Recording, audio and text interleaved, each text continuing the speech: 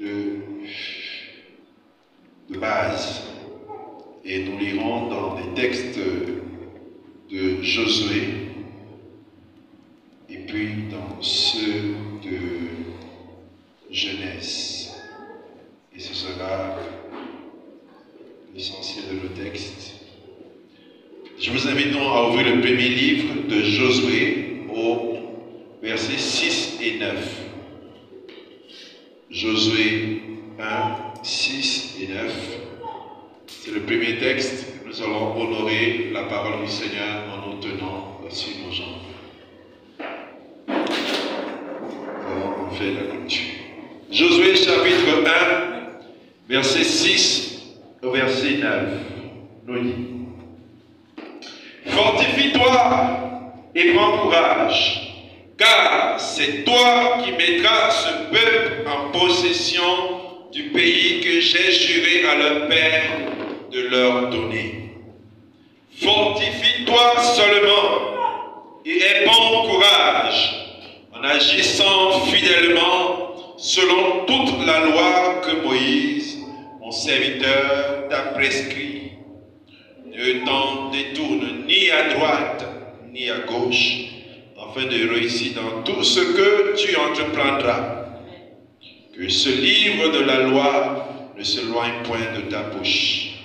Médite-le jour et nuit pour agir fidèlement selon tout ce qui est écrit, car c'est alors que tu auras du succès dans tes entreprises. C'est alors que tu réussiras. Ne t'ai-je pas donné cet ordre? Fortifie-toi et prends courage. Ne te ferai point et ne t'épouvante point, car l'Éternel ton Dieu est avec toi dans tout ce que tu entreprendras. Amen. Amen.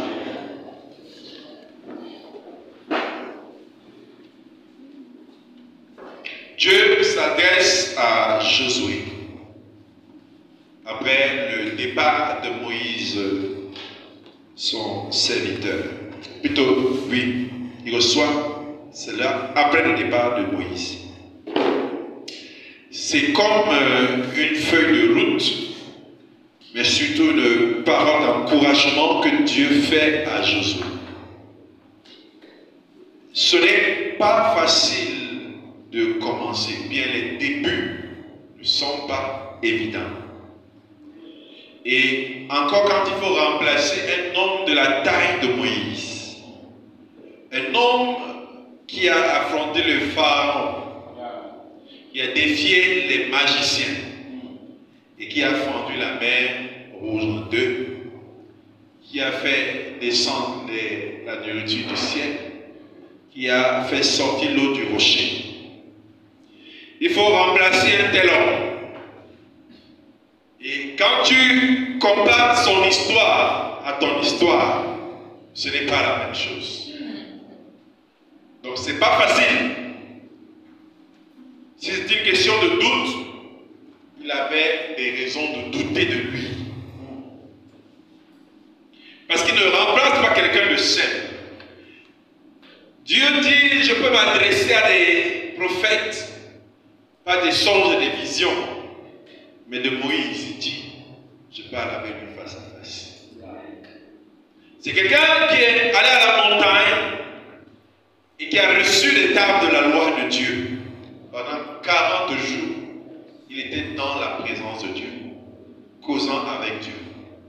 C'est quelqu'un qui a vu Dieu écrire sur des tablettes de son doigt, tablettes de pierre. Et Dieu lui dit, tu vas succéder à ce peuple, à ce monsieur. Tu vas conduire ce peuple. Ce que Moïse, ce grand homme n'a pas pu réussir, c'est-à-dire mettre ces gens en possession du territoire que je leur ai donné. C'est toi qui le feras. Amen. Ce n'est pas facile. Dieu est en train de lui dire, là où Moïse a échoué, toi, tu dois réussir. Regarde le grand parcours de Moïse. Toi, tu n'as pas grande histoire. Mais lui, grand comme il était, il a quand même échoué. Parce qu'il n'a pas été capable de les mettre en possession du pays. Mais toi, la mission que je te donne, c'est de faire ce que lui n'a pas fait. Alléluia. Donc, situation pas facile pour Josué. Et Dieu lui donne dans ce contexte donc, la recommandation. Il dit, fortifie-toi et prends. Ces mots ne sont pas vains. Parce que j'imagine Josué en train de trembler. On lui dit, tu vas succéder. Tu vas conduire ce peuple. C'est désormais toi le numéro 1. Parce que le numéro 2, ça passe. Mais quand tu es celui qui doit prendre les décisions, ce n'est pas facile. Amen.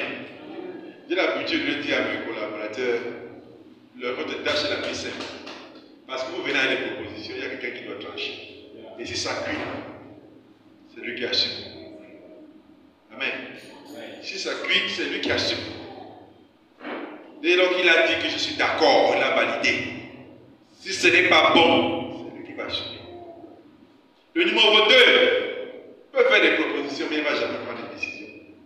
Et du coup, il va rarement assumer. Donc désormais, s'il y a quelqu'un à qui on doit poser des questions, c'est à Jésus. S'il y a quelqu'un à qui le peuple va crier, c'est à Jésus. S'il y a quelqu'un qui va menacer, intimider comme il faisait à Moïse, c'est Jésus. Dieu lui dit, sois fort. Et le courage. Amen. Et le courage. Sois fort. Il dit, quand j'ai été avec Moïse, je serai avec toi. Pour rester sur le verset que nous lisons, il dit, car c'est toi qui mettras ce peuple en possession du pays que j'ai juré à leur père de leur donner. Mais Dieu lui dit une chose. Et il ajoute seulement. Il dit, fortifie-toi seulement. Amen. C'est-à-dire, ne compte pas sur tes forces. Mais prends tes forces, rassemble-les pour ne pas paniquer. Amen. J'ai juste besoin de ton courage. Amen. J'ai besoin de ta détermination. Alléluia. Amen. Ce n'est pas nous qui faisons notre destin. Ce n'est pas nous qui fabriquons notre destin. Dieu l'a fabriqué d'avance. Dieu a besoin que nous soyons forts, courageux, que nous obéissons tout simplement. Alléluia. C'est tout. Ton destin ne dépend pas de toi. Ce n'est pas toi qui le façonne. C'est Dieu. Fortifie-toi et prends courage. Il dit, en agissant fidèlement, selon toute la loi que Moïse, mon serviteur, a prescrite. Tu n'as que croire, obéir. Croire, obéir. Amen. Il fait ses recommandations. Il dit, tu réussiras dans tout ce que tu entreprendras. Tant que tu vas obéir et prendre du courage, tu réussiras. Amen. Tu auras pour ami ce livre. Tu vas t'en inspirer chaque fois pour te rappeler les paroles que j'ai dites. Tu auras pour ami mes paroles, ce livre de la loi. Ce sera ta boussole. Ce sera ton guide. Ce sera le chemin que tu dois suivre. Le chemin intérieur te sera guidé par ce livre de la loi. Comme pour nous les chrétiens, c'est la parole de Dieu qui doit guider notre chemin intérieur. Les voies intérieures de notre cœur doivent être dirigées par la parole de Dieu pour que ce destin s'accomplisse. La parole de Dieu doit être la boussole qui nous guide. Quand nous ne savons où partir, à gauche ou à droite, la parole de Dieu est le référentiel. Alléluia. C'est le référentiel. Il dit, médite le jour et nuit pour agir comment? Fidèlement. Amen. Pour agir fidèlement. Et si tu le fais, Josué, tu réussiras.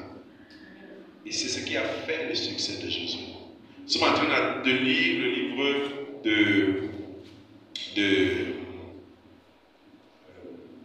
Josué. Et nous pouvons apprécier comment le peuple est entré en possession. Amen. Qu'est-ce qui a donné la réussite à Josué? Le livre de la loi. Il a observé. dans le trait de caractère de Josué que c'est quelqu'un qui avait appris des erreurs de Moïse. Amen. Il a pu suivre. Mais ce n'est pas de lui que nous voulons parler aujourd'hui. Nous aurons Josué comme Joseph comme référentiel ce matin. Mais ce que nous voulons déjà noter, c'est que quand nous donnons nos vies à Christ, il y a un rêve que Dieu met dans notre cœur. Quand nous donnons nos vies à Christ, il y a un rêve que Dieu met dans notre cœur, qui vient soit non par un rêve, soit par un songe, soit par une vision, soit par une conviction. Amen. Donc la destinée ne prend corps que lorsqu'on vient à Christ. Amen. La destinée ne prend corps que lorsqu'on vient à Christ. Et donc Dieu met dans notre cœur un rêve. Ça vient soit par une vision, soit par un songe, soit par une conviction. C'est ça qu'on appelle la destinée. Amen. C'est ça qu'on appelle la destinée. Ce n'est pas quelque chose que je me fabrique, mais Dieu met ça en moi. Alléluia. Amen. Lisons Genèse 37, versets 1 à 4. Genèse 37.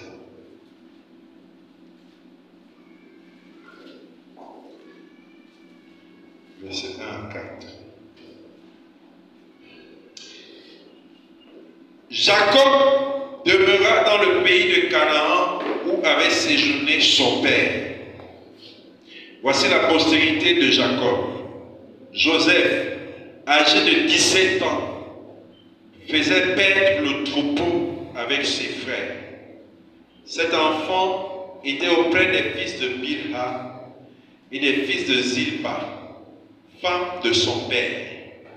Joseph rapportait à leur père leurs mauvais propos. Israël aimait Joseph plus que tous les autres fils, parce qu'il l'avait eu dans sa vieillesse. Il lui fit une tunique de plusieurs couleurs. Ses frères virent que leur père l'aimait le plus que tous. Il le prit en haine. Il ne pouvait lui parler avec amitié. Amen. Voyons Joseph. C'était un garçon épris de justice de l'enfance. Il n'aimait pas ce qui n'était pas bien. Et il le rapportait chaque fois à son père. Et lorsque tu rapportes des choses à papa et qu'on menace tes frères, ce n'est pas le grand amour. Dans la vie quotidienne, on le voit. Généralement, quand on veut faire les choses et qu'on te voit venir, généralement, on va te chasser. Il faut partir. Parce que tu ne dois pas voir. On sait que ta bouche là ne va pas se fermer.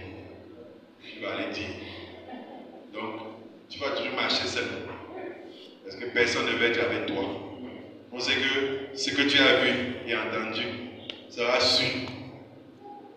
Donc on te chasse. Donc il y a ce point. Mais il y a que le père aimait ce garçon. C'était le fils de la déesse. Il aimait beaucoup.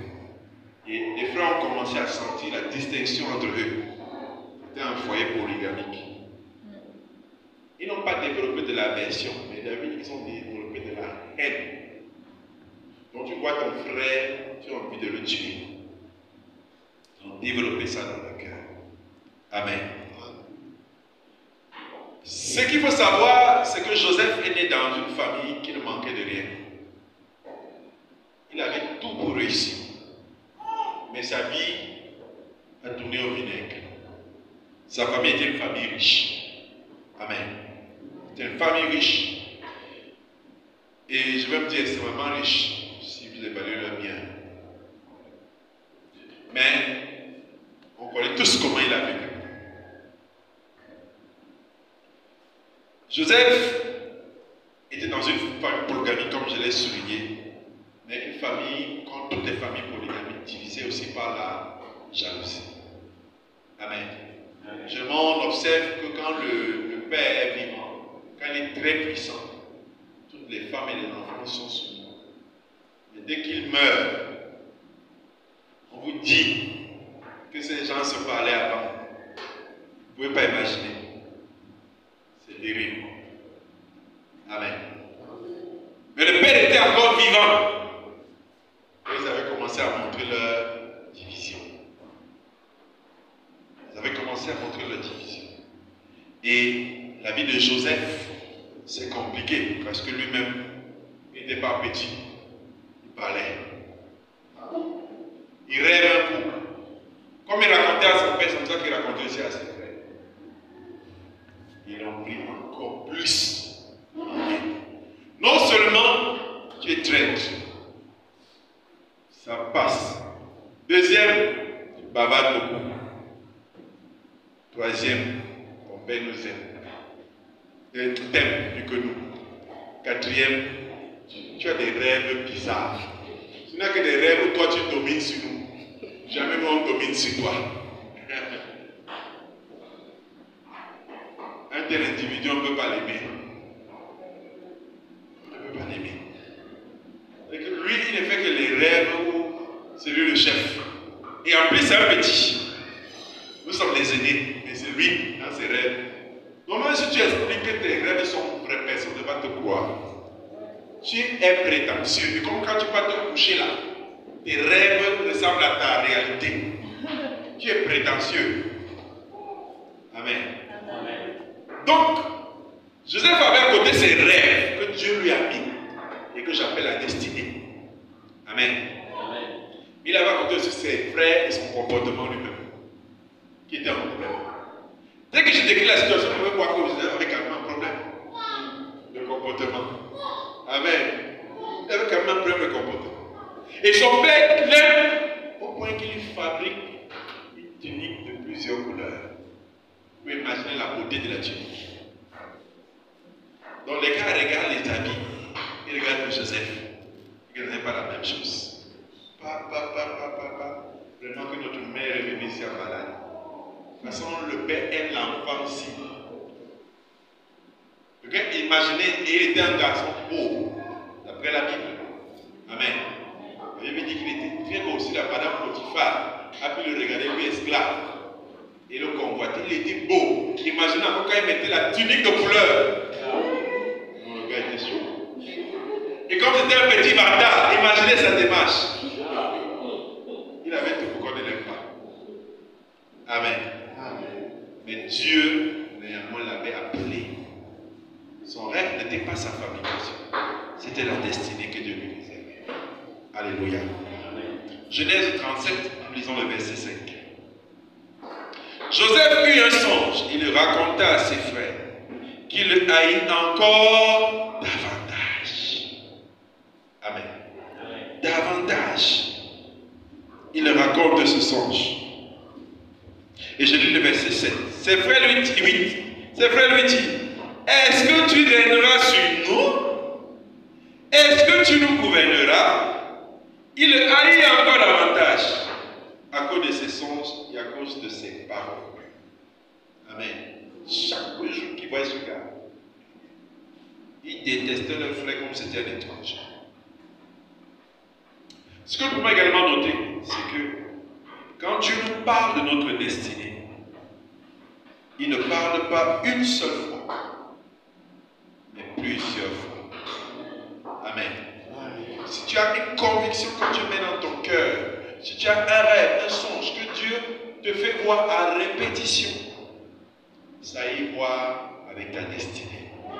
Alléluia. Amen. Ce n'est pas des choses que nous désirons par nous-mêmes, mais c'est Dieu qui les pose dans notre esprit. Alléluia. La destinée n'est pas ce que je désire, ce que je veux. Ce n'est pas ce que je prie. C'est quelque chose que Dieu met en moi, qui me révèle, qui l'impose dans mon cœur. Alléluia. Dieu veut faire de lui un grand leader. C'est ce que Dieu est en train de lui montrer. Ta destinée, mon Joseph, c'est que tu seras un grand leader. Amen. Pas celui qu'on écrase, Mais Dieu lui montre une position de leadership. Pas de servi. Parce que le leadership n'est pas le fait d'être servi, mais c'est le fait de servir. Dieu lui montre que tu vas servir à une certaine position. Alléluia. Parce que tout service apporte la gloire. Amen. Tout service apporte la gloire.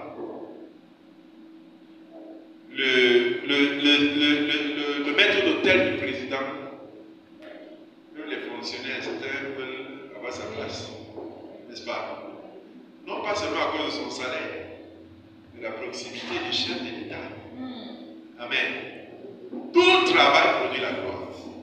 Dieu lui dit dans ton niveau de service, je vais l'amener très haut. Alléluia. Dieu lui donne la destination, la destinée. Amen. On peut recevoir et entendre ce que Dieu dit sur nous, mais ce n'est pas automatique. Il y a des conditions. Amen. Amen. Il y a un autre côté qui n'est pas visible dans le rêve. Amen. Il y a un côté qui n'est pas visible dans le rêve. Mais ce que nous devons faire et retenir, c'est que nous devons croire, écouter Dieu et obéir. Amen.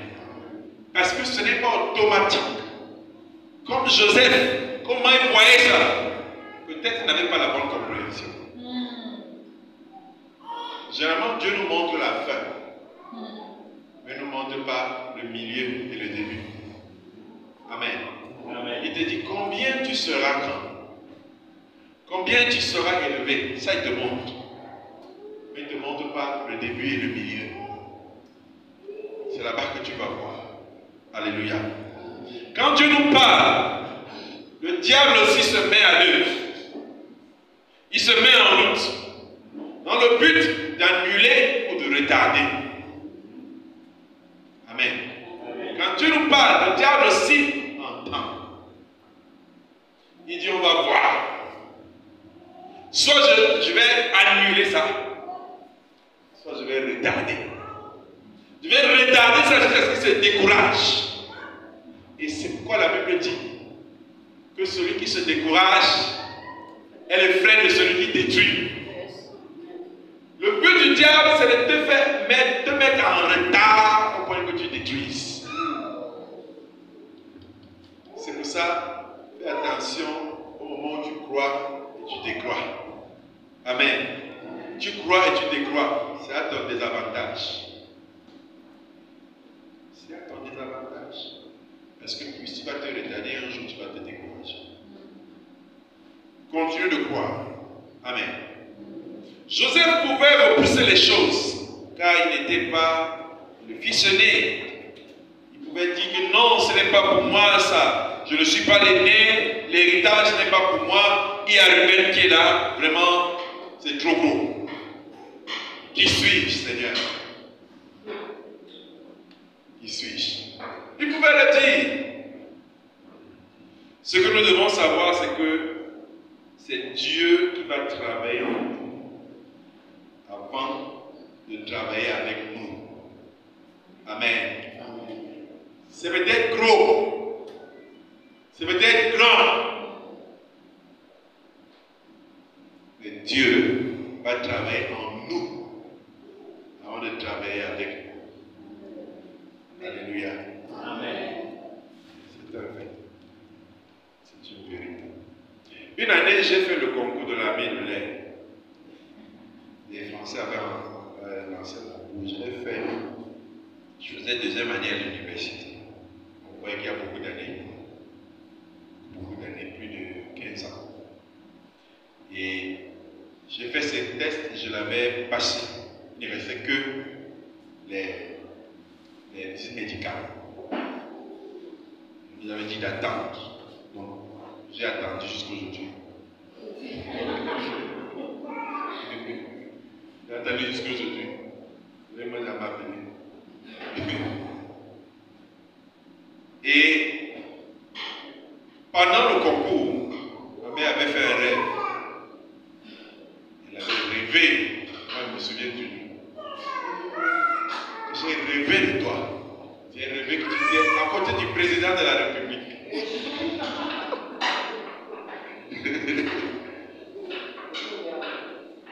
Amen. Le rêve ne s'est pas accompli, non? Hein? Ok. Vous êtes intelligent. En fait, tout dépend de ce que ça signifie. Amen. Ce n'est pas pour Paul. Ce n'est pas Paul bien. Ça dépend de ce que ça signifie. Donc, on pouvait faire facilement la révélation que non, c'est le concours là. Ça veut dire qu'il sera affecté à la présidence. Comme pilote du chef de l'État. Amen. Ce n'est pas ça la signification. Joseph dit que les germes, sa germe était découverte, ceux de ses frères se sont prosternés. Compréhension simple. Ça veut dire qu'il sera chef de famille. C'est ça, non? Compréhension simple, il sera chef de famille. Non. Dieu montre souvent la lune. Mais souvent, nous, on regarde quoi? Le doigt. Hein? On regarde le doigt. Voilà que Dieu dit que regardez la lune, nous, on regarde le doigt. Compréhension simple. Les germes de ton père et de ta mère et de tes frères se sont procédés devant ta germe. Compréhension simple. Joseph a en train de dire qu'il sera chef de famille. C'est comme ça qu'on va comprendre. Dieu ne fait pas comme ça. Amen. Il t'a montré la direction. Laisse, ça va s'éclairer avec le temps. Amen. Ça va s'éclairer avec le temps, mais Dieu a besoin avant ça de faire un travail dans ton cœur. Amen. C'est pourquoi je dis, il travaille d'abord en toi avant de travailler avec toi. Alléluia. Pour que tu sois prêt quand le moment viendra. Mais pendant ce temps aussi, la machine diabolique va se mettre en place contre toi. Et Joseph, c'était au travers de ses frères. Le diable instigue la peine. Il commence à le détester. Il réfléchit. Il dit comment on le déteste là, qu'est-ce qu'on va faire? Son père dit à Joseph, va voir tes frères. Ça fait des jours qu'ils sont partis. Je ne sais pas s'ils sont en bonne santé là-bas. Prends la nourriture, tu vas leur donner. Quand il le voit venir à distance, il dit, voilà le mental là. Il va encore venir nous pomper les histoires de ce qu'il a fait un nouveau rêve. Il cherche comme ça pour venir nous raconter. Comme on a laissé la maison là-bas et qu'il ne nous voyait pas, il ne savait pas qui va raconter, maintenant le gars nous cherche. Alors c'est qu'on va faire. N'attendons même pas d'écouter ce qu'il va dire, on le tue. On le tue d'abord. Imaginez quand des frères disent qu'ils vont tuer leur frère, quelqu'un était fatigué de ce garçon.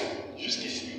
Le gars marche 4 jours pour nous raconter. C'est ce qui va encore venir savoir. Pour aller raconter ce qu'on a fait. Amen. Le diable était en train de travailler. Et le diable travaille dans nos vies. Peut-être pas avec nos frères physiques. Il utilise les choses diaboliques. Des personnes diaboliquement inspirées pour nous faire des propositions, pour nous proposer des choses, pour nous amener à faire des choses, pour tuer la destination. Amen. La séduction, les pièges, tout ce qu'il peut mettre autour de nous. Il travaille diaboliquement pour nous atteindre. Nous n'accomplirons jamais ce que Dieu a prévu sans pression. Amen. Sans pression, sans tentation, sans piège. Nous n'accomplirons jamais. Ça ne sera jamais un chemin facile. Le diable mettra des gens à côté pour nous détourner. Alléluia. Notre entourage ne nous aidera pas toujours la plupart du temps. Alléluia. Ne crois pas que ce sera évident. Oh, les gens vont adhérer à ton projet. Dès que tu es appelé de Dieu, tout le monde est avec toi, que bravo, parce qu'ils sont à l'église aussi. Ils doivent adhérer. Tu mens. Amen. Tu mens. Comme tu as lancé ta boutique, tout le monde viendra, comme tu le feras en Christ. On viendra acheter. Tu mens. Amen. Ça ne passe pas comme ça. Il y aura les embûches. Alléluia. Quand on a une grande vision et qu'on est dans le trou, on a souvent envie de dire, Seigneur, pourquoi? Pourquoi, Seigneur? Pourquoi tu m'as appelé à ça? Pourquoi je vis ça? C'est contraire à ce que je suis en train, ce que tu m'as dit, ce que tu as destiné. C'est quoi ça, Seigneur? Je vous dis la vérité aujourd'hui avec recul, que si j'avais fait l'armée de l'air, je vais regretter. Dieu a bien fait. Amen. Amen. Mais j'avais le macabo, comme ça, là, gros. Parce que j'étais assis dans un cybercafé et j'entends mon ami, camarade de classe au téléphone, en train de causer. Je suis en train de suivre que le gars est en congé au Cameroun, en décembre, revenant de Rochefort, où il avait fait sa formation. Moi, j'étais là, j'attendais toujours comme un gars. J'entends comme il parle. J'appelle son nom, il dit c'est toi. Il dit oui, je sors. Il me dit qu'on l'a appelé. J'avais mal comme ça. Quelques années après, je le rencontre. Il revenait du nord, quand Boko Haram avait commencé. Et il me dit, gars, notre vie est en danger tous les jours. Parce que quand on survole là, les gars peuvent tirer sur nous. Il a vu comment j'étais bien. Et c'est moi qui le transportais dans ma voiture qui était encore neuve. Je le transportais, il dit, Seigneur, je te rends grâce. Amen. Je te bénis, tu as fait le meilleur choix. Amen. Tu as fait le meilleur choix. Donc, rassure-toi que ça ne sera pas un chemin facile. Tu veux parfois mourir Dieu. Mais c'est à toi. Si tu marches par les relations pour avoir la promotion, sache que tu marches dans le naturel. Le jour où ta relation va fléchir, tu fléchiras. Amen. Tu fléchiras. Le jour où ta relation va fléchir, tu fléchiras. Nous ne devons pas nous appuyer sur ce qui est charnel, sur ce qui est naturel, mais sur ce qui est surnaturel. Et donc Dieu. Amen. Amen. Joseph, Dieu a coupé complètement Joseph du naturel. De son père qu'il aimait beaucoup, qui le couvrait d'amour. Dieu l'a retiré de là. Pendant que ses frères le mettaient dans le trou, Dieu voyait. Il pouvait intervenir. Mais il n'a pas intervenu. La seule chose que Dieu a fait, c'est qu'il a inspiré un des frères qui a dit, ne le tuons pas. Vendons-le. Il a inspiré l'autre, qui on l'a mis dans le trou, mais il le sortit rapidement pour le vendre. Dieu voyait. Il a juste empêché qu'on touche à ça. Amen. Ça ne sera pas facile. Mais Dieu était là. Il dit, ton père t'a trop dorloté, je vais t'enlever entre ses mains. Tu vas apprendre la vie dure. Heureusement pour Joseph, il avait l'humilité. Il a appris que je peux, au lieu de pleurer tous les jours, oh, papa, tu es où? Papa, tu es où? Il a compris qu'il va affronter la vie. Il a aussi appris à être un bon serviteur. Parce que c'était un petit prince. Le petit prince a appris à être un bon serviteur, à apprendre, à assimiler, à travailler pour quelqu'un et à bien travailler. Amen.